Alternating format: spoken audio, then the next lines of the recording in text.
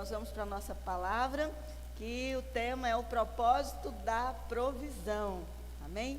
Por que que Deus nos dá provisão? Né? Tudo que Deus faz tem um propósito, sim ou não? Deus deu uma força para Sansão. Quem conhece a história de Sansão sabe que Deus deu uma força extraordinária para Sansão. Mas foi para quê que Deus deu essa força para Sansão? Para que ele pudesse glorificar Deus, né? Com o seu propósito, que era defender o povo de Israel, que naquele tempo vivia numa peleja com os filisteus. Então tudo que Deus faz tem um propósito. Tudo que Deus faz debaixo dessa terra, Deus nos dá, né, condições, Deus nos dá beleza, Deus nos dá força, Deus nos dá emprego, Deus nos dá dinheiro, Deus, enfim, nos dá família. Não é para o nosso bel prazer, simplesmente, embora tudo que Deus nos dá, Ele recheia com prazer, né? Tudo que Deus nos dá, Ele recheia com sua graça, com sua misericórdia, enfim, né? Mas Deus, então, tem um propósito com a provisão, e já que nós estamos aí entrando nesse ano debaixo dessa palavra profética, né? Então a gente tem o privilégio de começar com essa consciência que Deus já proveu, inclusive. Deus não só proverá, mas Deus já proveu tudo o que nós precisamos. E às vezes ainda está em forma de semente, a gente só precisa plantar para colher, tá bom? Então tudo o que você precisa já tem aí como semente nesses 365 dias do ano. Sabe quantas horas? 8.760 horas, 525 mil minutos e 31.536 segundos que você vai ter. Olha só, então Deus já proveu tudo que você precisa, todos os recursos.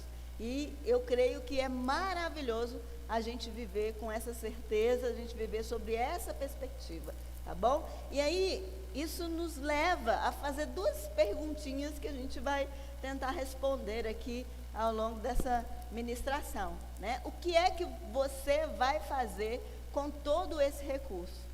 Então, pastor, eu não tenho nada. Gente, você tem 31.536 mil segundos, né? É mais que a mega da virada, né? Então você tem muito.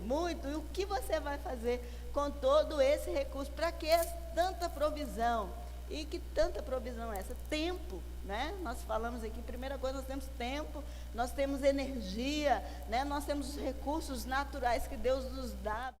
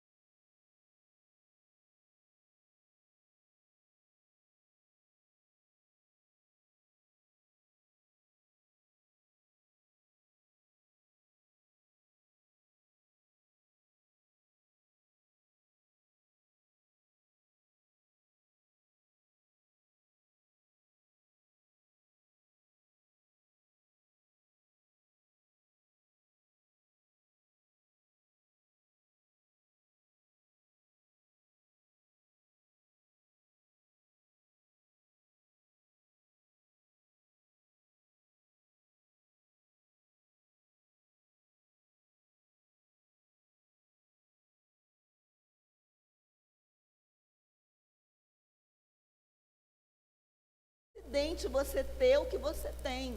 Não é um acidente você ser o que você é.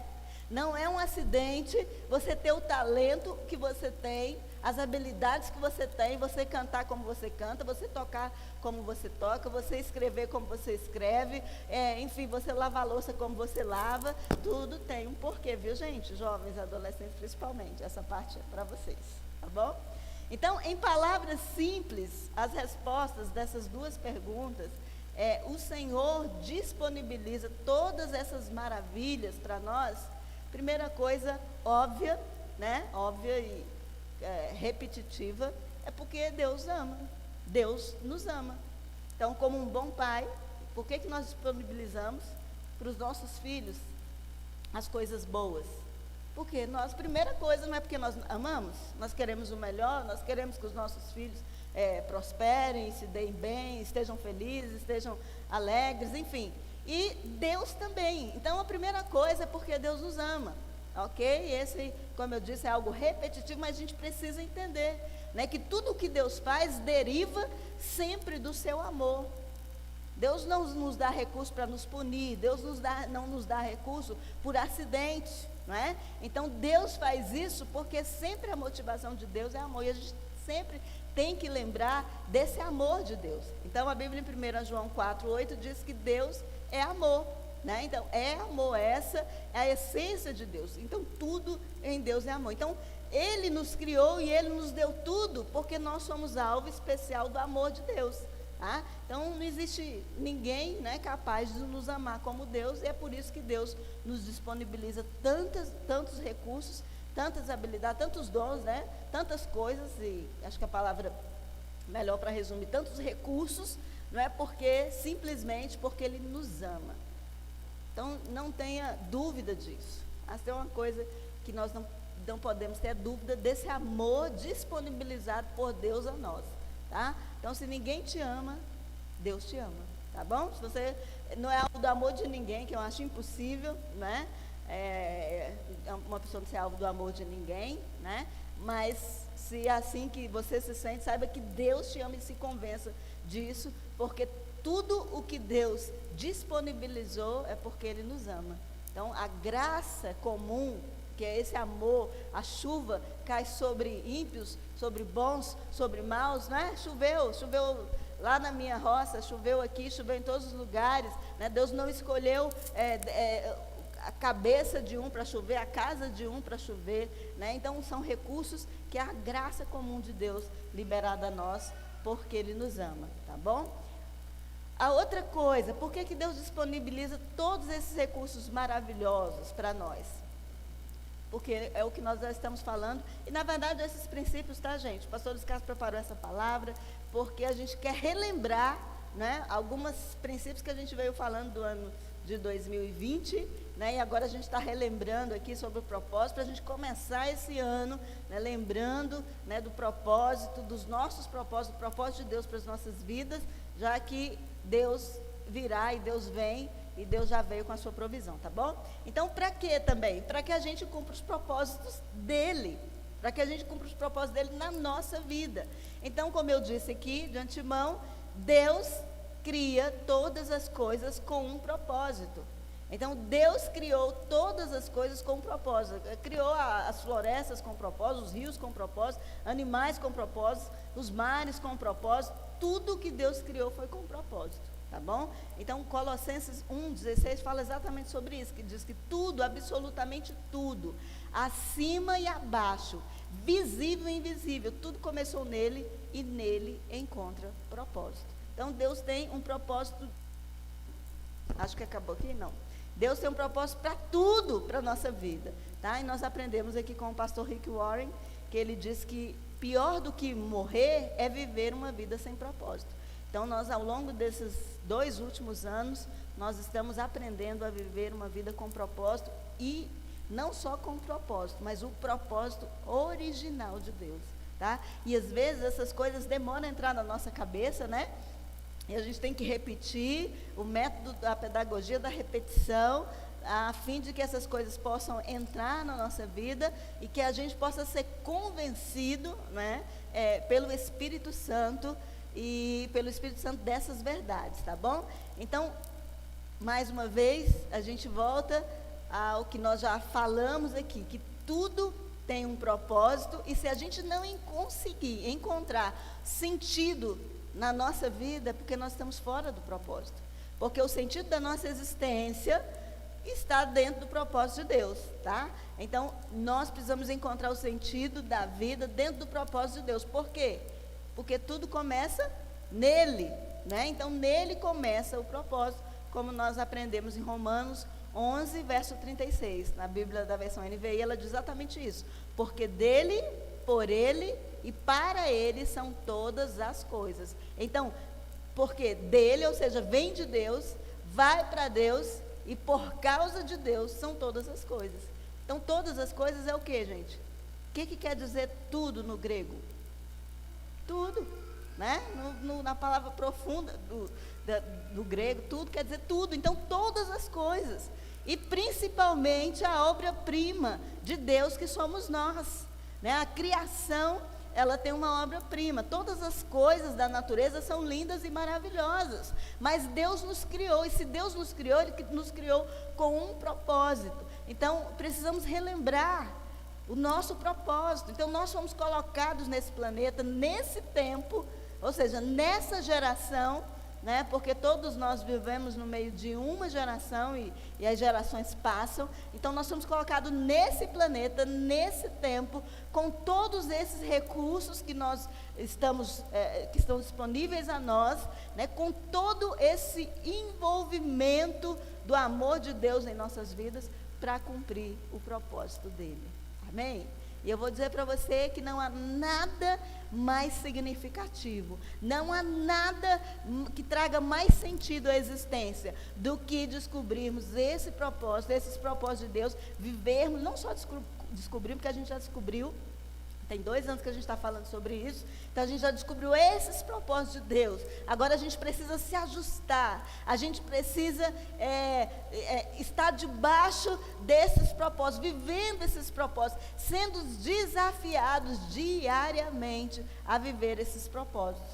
Amém? Então a gente precisa entender isso, viver debaixo dessa dinâmica. Por quê? Porque nós vivemos num mundo extremamente individualista, extremamente humanizado, né? Com uma visão humana, em que nós somos o centro de tudo, né? Que a minha vontade precisa ser respeitada individualmente, né? Então, visto como indivíduos, e vocês sabem a guerra cultural que nós vivemos, né? Porque ao mesmo tempo que nós temos uma individualidade que é endeusada, o que eu sinto, o que eu penso, o que eu acho que deve ser respeitado, né? Então, ao mesmo tempo que se foca isso, mas nós temos uma influência externa de também nos tornar parecidos com aquilo que não foi nem o propósito e nem a vontade de Deus. Então, nós vivemos nessa guerra. E é por isso que é tão importante a gente entender estes propósitos de Deus, porque senão a gente foca em nós. Quantos de nós, como crente, a gente está falando, eu caso para ser feliz, os meus direitos. Quantos de nós estamos focados em nós mesmos? O que eu sinto, eu estou sentindo, tem que considerar o que eu sinto.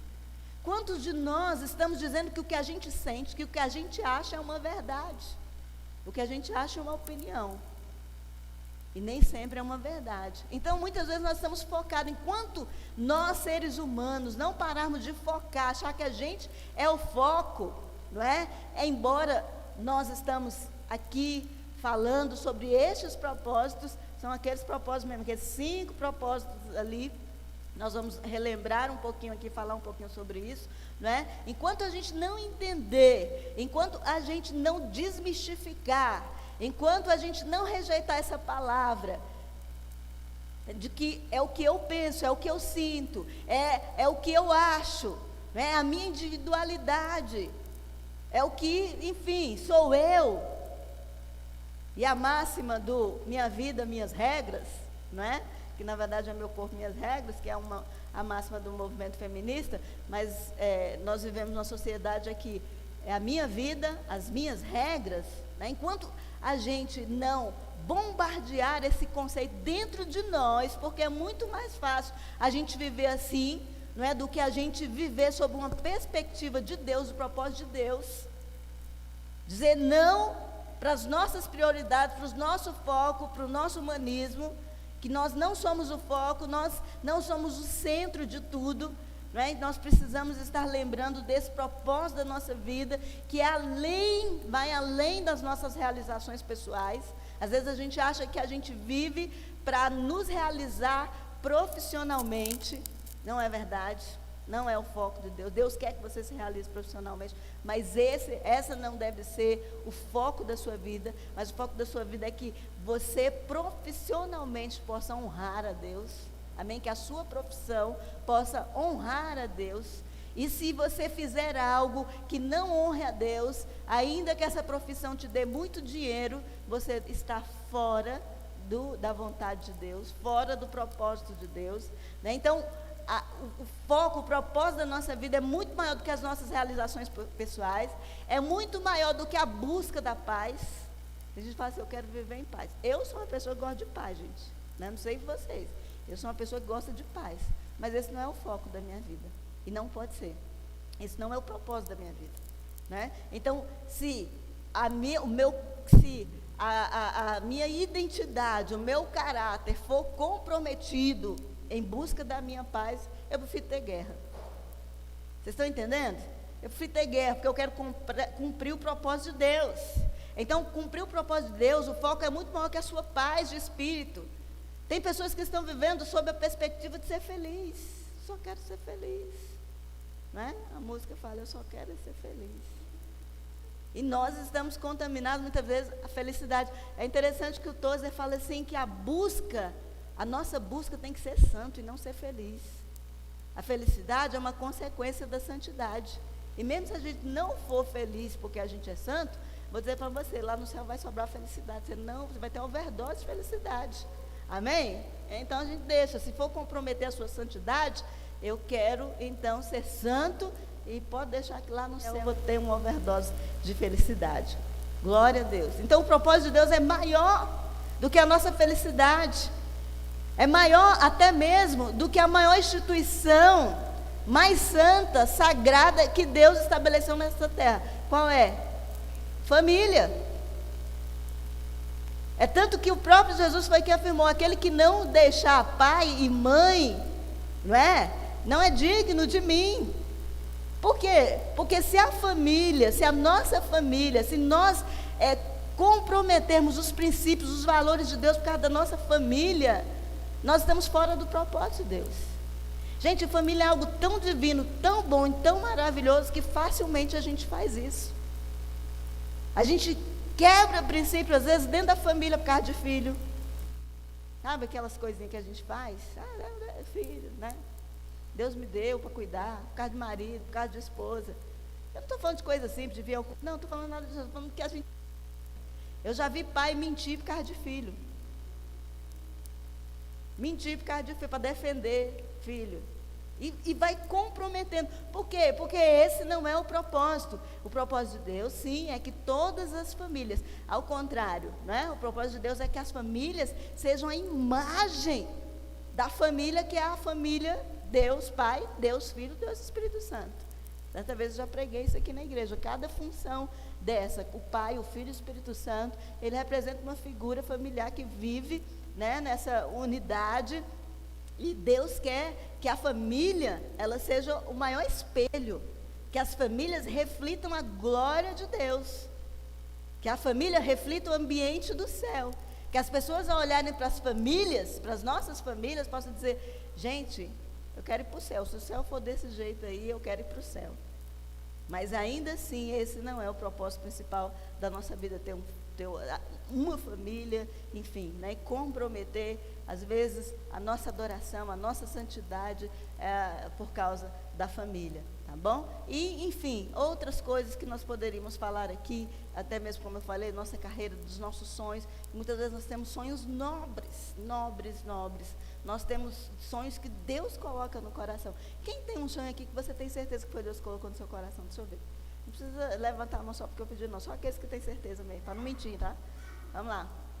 Você tem sonhos que você tem certeza que foi Deus que colocou no coração. Olha, esses sonhos nobres, peça a Deus graça e misericórdia para que eles possam, né, acontecer e que você possa, então, aproveitar o ano da provisão, que os céus estão abertos da provisão de Deus, tá bom? Você não vai nem precisar plantar muito, você vai precisar colher o que você já plantou, tá bom? Então, o problema é que, pastor, eu não plantei, né? Então, você fica debaixo da provisão aí de outras pessoas, vai, né, e aproveita. Né? Se você não plantou, porque esse ano é ano da gente colher o que a gente nem plantou, né? Amém? É um ano da provisão. Então, foque no propósito de Deus, tá? Foque no propósito de Deus. E eu vou dizer mais, é por causa do propósito de Deus para a sua vida que você está vivo. Amém? Porque se você passou pelo ano de 2020, você vai continuar vivo no ano de 2021, é porque Deus continua tendo planos e projetos para você.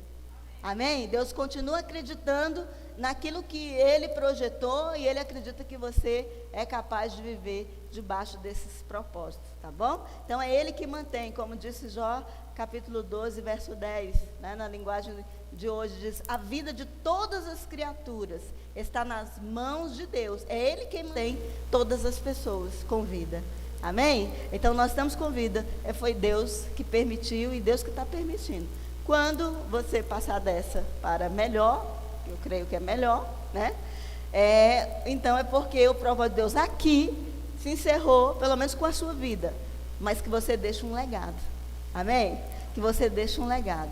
Ainda que você viva pouco, você viva muito. Não é a quantidade de tempo que a gente viveu, mas é o propósito que nós cumprimos aqui debaixo da terra. Que você faça algo tão relevante para Deus, que ainda que você viva pouco, mas é algo tão relevante que as pessoas vão lembrar de você até a volta de Cristo. Amém? É sobre essa perspectiva que nós estamos querendo viver. Então vamos lembrar um pouquinho aqui os propósitos, né? Propósito da adoração. Propósito da adoração, estamos ali as nossas frases, os nossos banners. Nós sabemos que nós fomos planejados para agradar a Deus. Você foi planejado para agradar a Deus, tá? 1 Coríntios 10, 31 fala sobre isso. Bem, vou dizer-lhe a razão, é que vocês devem fazer tudo para a glória de Deus, até mesmo ao comer e ao beber. Gente, aquilo que nós não fazemos para a glória de Deus, nós não estamos glorificando a Deus. Tudo que a gente for comer, o que a gente for beber, tem que glorificar a Deus. Hoje existe uma discussão aí, beber é pecado, beber não é pecado. Beber não é pecado, gente. Deixa eu falar para vocês, beber não é pecado. A Bíblia não fala exatamente que beber é pecado. Embriagar-se é pecado. Mas deixa eu te perguntar uma coisa. Glorifica a Deus você sentar numa mesa de bar e beber cerveja? Está glorificando a Deus? Ainda mais numa cultura como a nossa. Ainda mais uma cultura como... Glorifica a Deus? Glorifica a Deus. Colabora na sua santidade. Toda vez que você bebe a cervejinha, não sai santo de lá. Mais santo, vontade de orar mais, de pregar para as almas, de tirar as vidas do inferno. Deu vontade de trabalhar na igreja, eu vou lá para a igreja agora. Orar 1 hora, depois da cerveja. Sabe, são esses questionamentos. E a Bíblia diz que aquele que é santo tem que se santificar mais. Não é? Então, não é pecado. Passar no bar, não quer dizer que você vá para o inferno. Mas não glorifica a Deus. E tudo aquilo que tira a glória de Deus nos atrapalha. Gente, pessoas que nos atrapalham a servir a Deus, nós não devemos bani-las, mas nós devemos deixá-las de lado. Se você tem uma pessoa na sua vida que se for seu marido, aí não. Aí você vai ter que orar mais.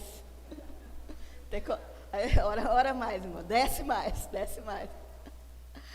Então, agora imagine, né? Eu, pastora Sônia, sentado numa mesa do bar, bebendo, né? Não vou estar em pecado. Mas você pode ter certeza que aquilo não fala a respeito de que eu estou procurando me santificar mais. Então, ao contrário, nós devemos buscar aquilo que nos edifica, que nos santifica. Não é verdade? Muitas vezes programas de assistir televisão é pecado. Não, mas não tem um monte de programa lá que a gente assiste está em pecado. Não é? Então, a vida, nós somos planejados para adorar a Deus. Então, tudo na nossa vida, palavras, ações de graça, tudo mais, como diz Colossenses 3,17, seja feito no nome do Senhor com ação de graça. Então, nós fomos planejados para adorar, agradar a Deus, e aquilo que não agrada a Deus, vamos nos lembrar, gente, é todo dia. É todo dia. Deus, hoje eu quero continuar, não é começar, continuar a minha vida de adoração. Se eu for fazer alguma coisa que não te glorifique, que não exalte o teu nome, né, que rouba de mim a minha santidade, Deus tira de mim. E é sob essa perspectiva, né, do propósito da adoração que nós devemos viver. Tá bom? Então, algumas pessoas perguntam, pastora, pode beber? Eu falo, sei, vai lá, pega a cerveja, ora, agradece a Deus e bebe, né? Faz uma oração e depois, né, sinta-se à vontade para vir para a igreja, orar uma hora, né, falar em línguas, aproveita que vai ser mais fácil, né, de você começar, enfim. Porque não glorifica, a gente sabe disso. Outro propósito que a gente precisa viver diariamente é o propósito da comunhão. Você faz parte da família de Deus. Você faz parte da família de Deus? Falamos o ano todo aqui, estamos falando, vamos continuar eternamente. Igreja de Cristo Dópolis, uma família para pertencer. Porque muitas vezes, gente, nós somos tão rejeitados, temos tantos problemas na alma, que a gente acaba não conseguindo se inserir em uma comunidade. E a igreja é essa família espiritual que nós precisamos estar em.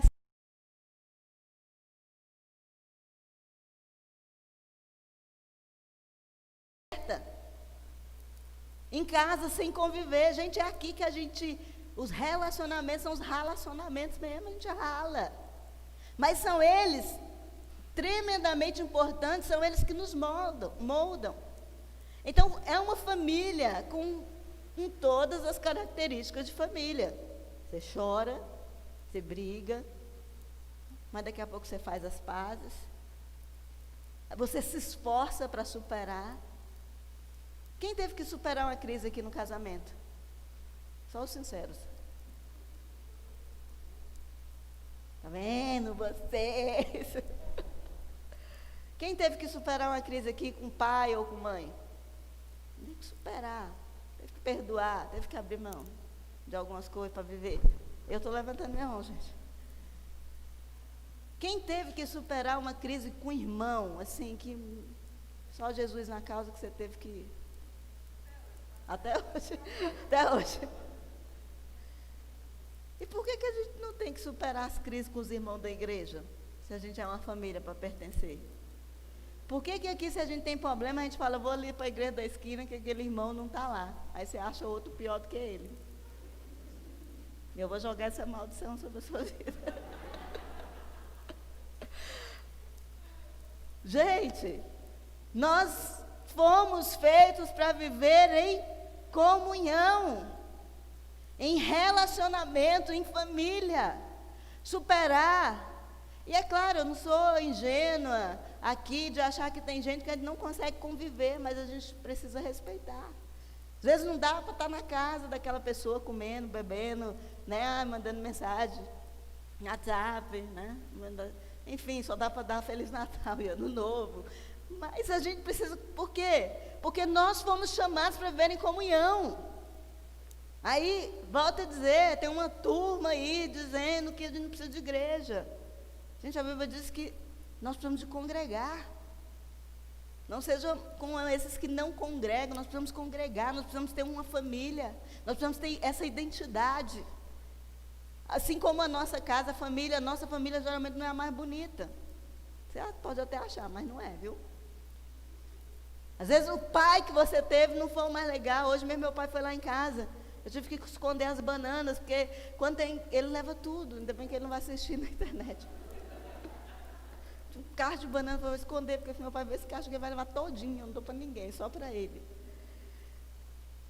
Então, a gente tem que, e eu às vezes me lembro, né, dessas coisas, né, dessa convivência dura, né, quando chega Natal, Ano Novo, E aí meu pai às vezes fala, eu passei aqui sozinho. Eu falo, mas durante 20 anos que eu fiquei em casa, eu nunca passou um Natal com a gente, né? Então, desacostumei. Então, sabe, tive que superar. E assim na nossa família, nós temos tantas pessoas, mas a comunhão é um propósito de Deus. Efésios capítulo 1, verso 4, diz exatamente isso, que o plano imutável de Deus sempre foi adotar-nos em sua família, conduzindo-nos a si por meio de Jesus Cristo. E isso lhe trouxe grande satisfação. Família é isso. Nós depositamos a nossa fé em Cristo pelo batismo das águas, nós tornamos isso público, a nossa fé, a nossa filiação, né? Então nós temos um pai, nós temos irmãos mais velhos, nós somos irmãos, e eu sei que não é fácil esse propósito, mas nós precisamos entender que a comunhão é propósito de Deus, e aqueles que se isolam, diz o livro de Provérbios, quem se isola procura se destruir. É aqui, é na família, é na comunhão que nós vivemos o propósito de Deus. Poxa, Deus, Senhor, né? Sim, porque Deus tem um propósito com isso. Amém? Nós não somos a família mais bonita, nós não somos a igreja melhor, nós não somos a igreja mais espiritual, né? A igreja mais bombada, mas nós somos uma família. Amém? Quem faz parte dessa família diz amém. Amém, amém. Então, vamos para o terceiro propósito, nos lembrar aqui, discipulado. Você foi criado para ser semelhante a Cristo. Olha o que diz Colossenses 2,7. Deixem que as raízes de vocês se aprofundem nele. Em quem? Nele. E extraiam dele a nutrição. Essa é na Bíblia Viva, tá, gente? Por isso que a tradução é diferente. Mas é muito intensa essa versão aqui. Diz, deixem que as raízes de vocês se aprofundem nele, extraem dele a nutrição. Cuidem de continuar a crescer no Senhor e tornem-se fortes e vigorosos na verdade. Fortes e vigorosos aonde? Na verdade. E que a vida de vocês transborde de alegria e gratidão por tudo quanto Ele tem feito. Aleluia, amém. As pessoas mais felizes são aquelas que se parecem mais com Jesus. As pessoas mais felizes são aquelas que buscam sentir o que Cristo sentia, viver como Cristo vivia, que se aprofundam e falam, Jesus, o que o Senhor faria? Como o Senhor responderia? É isso que o apóstolo Paulo está escrevendo para os Colossenses. Vocês sabem que nós somos os únicos seres criados, né, à imagem e semelhança de Deus. Os animais não foram assim. Lá em Gênesis 1:26 diz que nós fomos, homem e mulher, fomos criados à imagem e semelhança de Deus. E quando diz que nós somos criados à imagem e semelhança de Deus, isso quer dizer que nós somos seres espirituais, porque Deus é ou não é espiritual? Quem já viu Deus aqui? Se tiver visto, não tem problema, a gente pode levantar a mão. Tem gente que já viu. Nós somos seres espirituais tais quais Deus é. Por quê? Porque nós também seremos eternos. Então nós teremos uma vida além do corpo, além do que vemos aqui. Há um mundo espiritual. Amém? Há um sobrenatural que os nossos olhos carnais não podem ver. Mas quando nós partimos dessa para melhor, quando nós vamos encontrar com o nosso céu, quando nós vamos fecharmos os olhos aqui, os nossos olhos espirituais serão abertos. E nós veremos o que há além disso. É o Ghost, o filme Ghost. Quem não assistiu pode assistir. Porque os olhos são abertos. Então, nós precisamos entender que como seres espirituais, somos como imagem e semelhança de Deus. Mas nós somos seres também intelectuais, porque Deus também é intelectual. Deus sabe todas as coisas. Deus é arquiteto, Deus é engenheiro, Deus é o Criador. Não há beleza que se compare à beleza criada por Deus na natureza.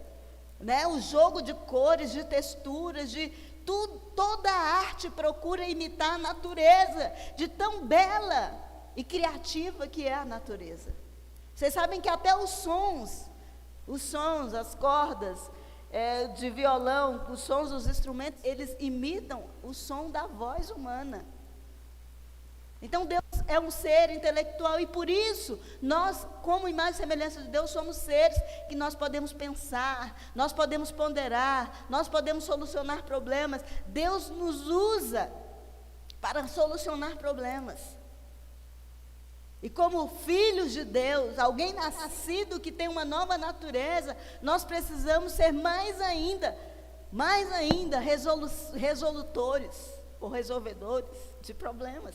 Muito mais do que causadores, porque nós temos uma nova natureza. Quando você chegar no lugar, não procura ser o problema não, o que vai ver o problema, mas o que vai resolver o problema. Amém?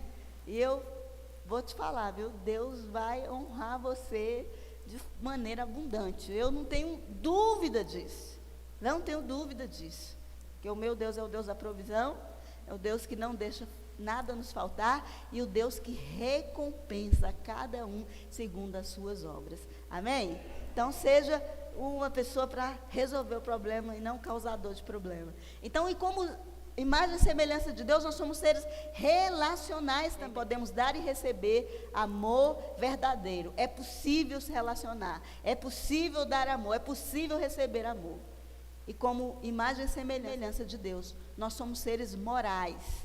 A gente tem consciência moral. A gente pode discernir o certo e o errado. E isso nos torna responsáveis diante de Deus. Ah, não sabia, não podia. Deus coloca em nós o Espírito Santo e que nos diz o que é certo e o que é errado. Amém? Amém?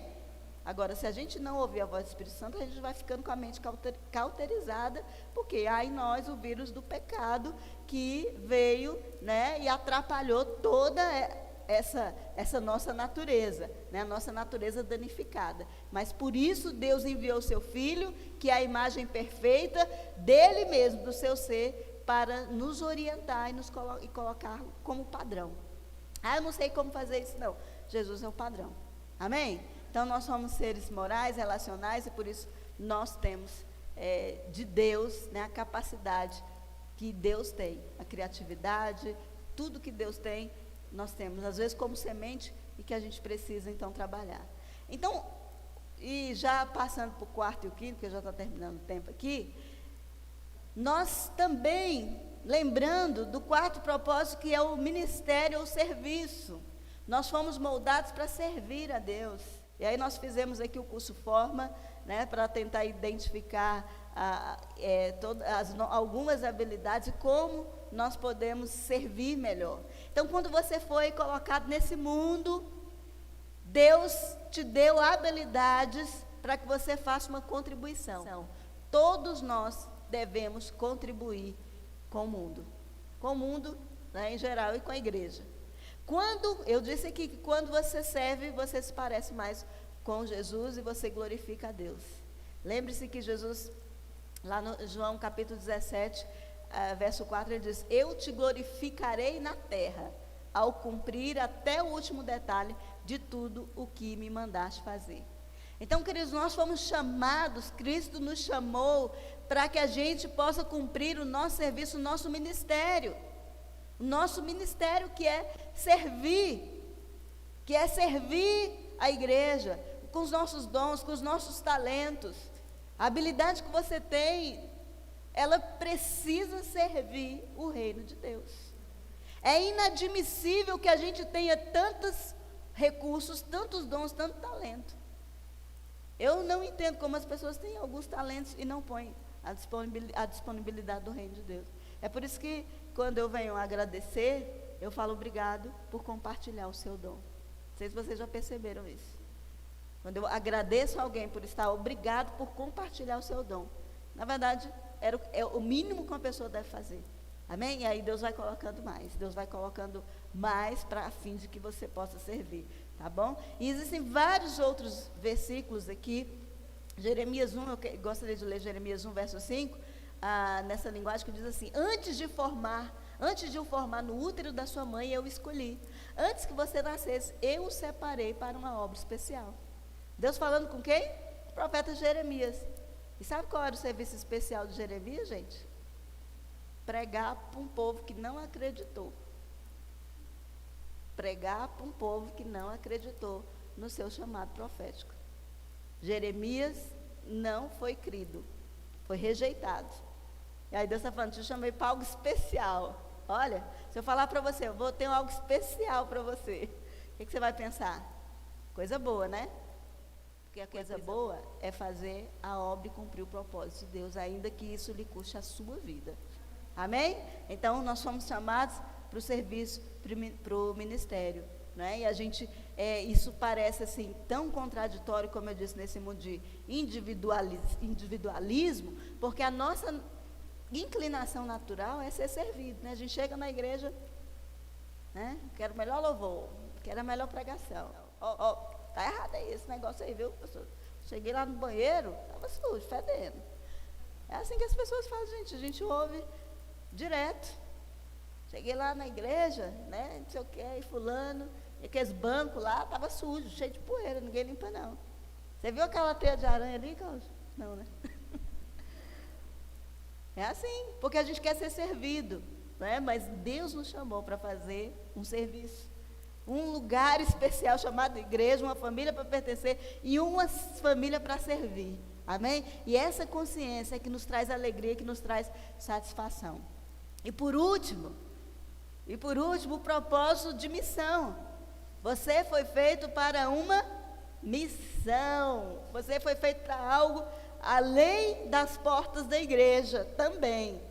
Pastor, é muita coisa, é verdade, nós carregamos uma grande responsabilidade. E na Bíblia, capítulo de João 17, 18, na Bíblia a mensagem, diz assim, assim como deste uma missão no mundo, eu dei a eles uma missão no mundo também. Então Jesus nos deu uma missão. Nós estamos aqui de passagem, viu gente? Deixa eu falar. Às vezes a gente tem esse sentimento de eternidade, porque Deus plantou em nós a semente da eternidade. Mas a gente não vai durar para sempre não, tá bom? Alguém me falou, a gente conversando, ela estava até com a Denise, né? A gente falando de velhice, do que eu falei, pois é, isso é o que a gente vê por fora, o que a gente está por dentro, meu filho, estragado, a gente não sabe. Que a gente vai envelhecendo, as nossas células vão envelhecendo. Então, é uma atribuição temporária, como disse o Rick Warren, da nossa vida. E o que nós vamos fazer dessa vida tão curta? Então, nós estamos aqui de passagem, e Ele nos deu uma missão. Que missão é essa? É fazer com que as pessoas entendam a verdade. Entenda não, a gente precisa levar o evangelho do reino, porque quem traz o entendimento é o Espírito Santo. Amém? É Ele que convence o homem do pecado, da justiça e do juízo. Então é isso que a gente precisa entender. Provérbios 11:30 fala que o fruto da retidão é a árvore da vida, e aquele que conquista almas é sábio. Então perceba que esse texto, além de estar no singular, ele diz que aquele que conquista almas é sábio. Então nós temos algo a fazer além das portas da igreja. E isso nós chamamos de missão. O que nós fazemos aqui, a gente chama de ministério, mas nós temos uma missão maior. Uma missão maior. Então nós precisamos cumprir a nossa missão no mundo. Esse é o quinto propósito de Deus para a nossa vida. Então nós temos essa responsabilidade de compartilhar com as pessoas o amor de Deus, ainda que essas pessoas, como foi no caso do profeta Jeremias, rejeitem. Mas nós temos essa missão. Nós precisamos amar o mundo. O mundo que Deus amou, não o mundo sistema. Nós precisamos amar as pessoas que sofrem, as pessoas que estão largadas na mão do inferno. Então, essa é a nossa missão. E é por isso que nós estamos aqui, para nos lembrar desse propósito. Todos os dias. Deus, eu preciso te adorar. Deus, eu preciso ser parecido com o Senhor, todos os dias. Deus, mas eu preciso servir aos meus irmãos. E eu preciso viver em comunhão com esses meus irmãos. Mas eu preciso também, Deus, viver, sabe, uma vida que considere pregar, falar para as outras pessoas, expressar o teu amor. E é como igreja, queridos, que nós carregamos esse legado do nosso mestre. Isso é um legado, isso não é um peso. Quando os nossos pais deixam herança para a gente, dinheiro, a gente não acha que é um peso. Opa, herança, dinheiro, din-din. Mas quando Jesus nos dá essa riqueza da salvação, de confrontar as trevas, Sabe, de orar pelas pessoas e ver o inferno cair, o diabo ser derrotado.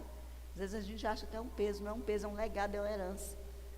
É a autoridade do nome dele sobre as forças do inferno. E nós como igreja, nós temos essa missão, eu quero que você fique de pé.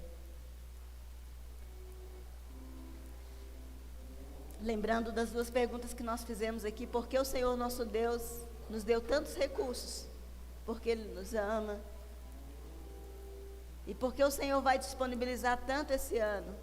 Porque Ele quer que cada um de nós cumpra o propósito. O propósito da provisão é cumprir o propósito de Deus. Tem gente querendo ficar rico.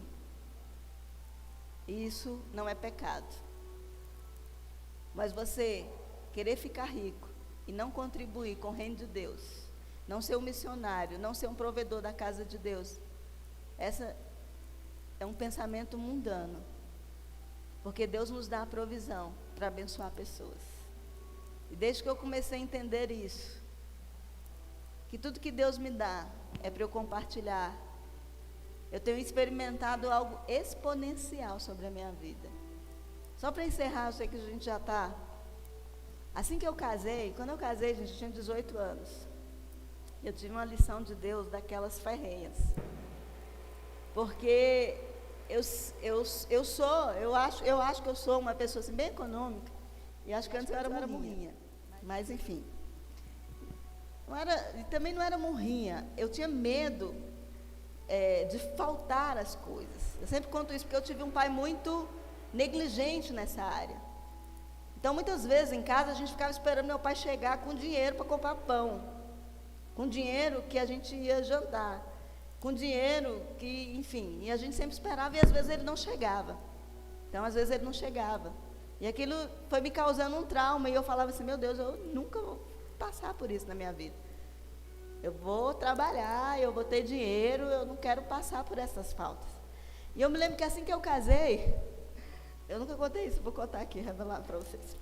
E assim que eu casei, aí, né, eu muito jovem e tal, e algumas amigas, às vezes minhas cunhadas, minhas irmãs iam lá para casa, e aí quando eu ia fazer o almoço, eu falava, gente, será que isso aqui não vai faltar?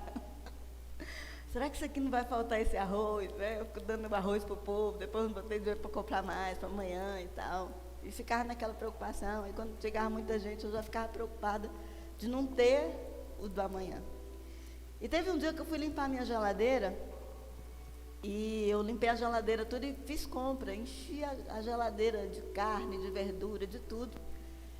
E eu limpei a geladeira e fui para a casa da minha mãe, fui passar uns 3 dias na casa da minha mãe. Acho que o Luiz Carlos foi trabalhar, ele trabalhava 24 horas, enfim, em uma escala assim, não me lembro. Eu sei que eu fui para a casa da minha mãe. Eu esqueci a geladeira desligada. E Luiz Carlos viu que eu tinha limpado a geladeira, ele ligou para a irmã dele e falou assim, ó, vai lá em casa. Gente, eu sempre fui esquecida, tá?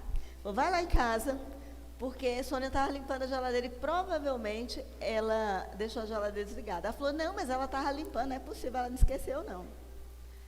Como diz o pastor Sérgio, pasmem, senhores, eu passei uns 3 dias fora. Quando eu cheguei, estava tudo podre, verdura, carne, tudo que eu tinha comprado tinha estragado, tudo fedendo na geladeira. E Deus falou no meu coração, eu sou o Deus da sua provisão. Sou eu, não é o seu dinheiro. Gente, a partir daquele momento eu comecei a receber as pessoas tanta alegria na minha casa. Toma, come. Come, porque nós temos o Deus da nossa provisão e tudo que nós temos é para ser compartilhado. E como até hoje, 18 anos de idade, Deus nunca deixou faltar. Depois daquele dia, gente, vocês não têm ideia do quanto nós temos compartilhado, do quanto nós temos compartilhado e quanto Deus tem abundado. Vocês sabem dessa história da casa. Eu sou doida com casa, amo casa. Casa bonita e tal. Nós compramos uma casa que Luiz Carlos, na hora que viu, falou, Sônia, eu tenho que comprar essa casa para você, porque essa casa é sua cara. Casa linda, na Ponte Alta Norte ali, 5 quartos, tudo de madeira, mezanino, uns trem assim que eu nunca nem vi na minha vida, closet, eu não sabia nem o que era closet. E eu comprei aquela casa, comecei a fazer o armário, aquela felicidade, um lote tudo bonito. O cara que construiu era um engenheiro, inclusive o nome dele era Luiz Carlos, e eu ficava sonhando com aquela casa, meu Deus. Eu fazia aqui um quarto de balé para a Rebeca, aquelas coisas tudo. Gente, a gente nem morou na casa, Deus falou no meu coração, quando a gente foi comprar esse lote aqui, dá essa casa. Eu falei, não. Comecei a chorar, falei, não, eu estava orando. Ouvi assim, uma voz no meu coração dentro dessa casa. Eu não acredito, não, nunca mais vou ter oportunidade de ter uma casa bonita dessa. E aí, quando o Luiz Carlos chegou em casa, eu estava orando e chorando. O que foi, mulher? Não sei o que. Eu falei, Deus falou para a gente estar na minha casa. Aí ele falou, mas se Deus falou, eu não queria que Deus falasse isso. Gente, como vocês sabem, essa casa foi a semente dessa igreja, desse lote. Nós compramos aqui por 500 mil e a nossa casa nós vendemos por 150 mil. Foi um terço. Hoje, talvez uma casa daquela valeria 700, 800, não sei quantos mil. Casa linda, maravilhosa. E de lá para cá nós experimentamos uma provisão. Meu Deus do céu, vocês não têm ideia da explosão de... Meu Deus, quando eu penso agora não vai, aí Deus vai. Porque tudo que nós temos é para ser compartilhado.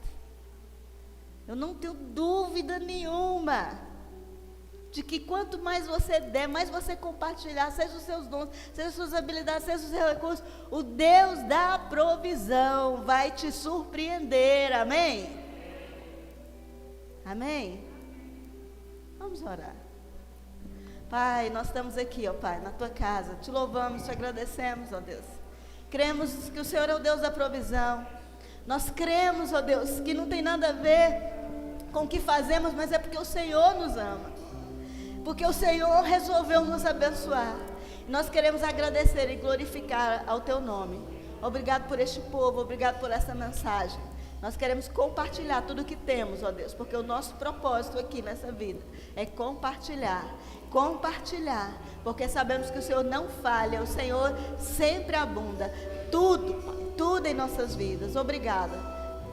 Que o Senhor te guarde, o Senhor te acompanhe, o Senhor faça resplandecer o seu rosto sobre ti, te dê a paz.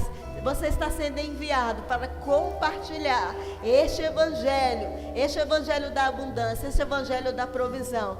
Que você possa compartilhar tudo que você recebeu aqui, amém? Porque você tem uma missão, em nome de Jesus, e Deus te abençoe.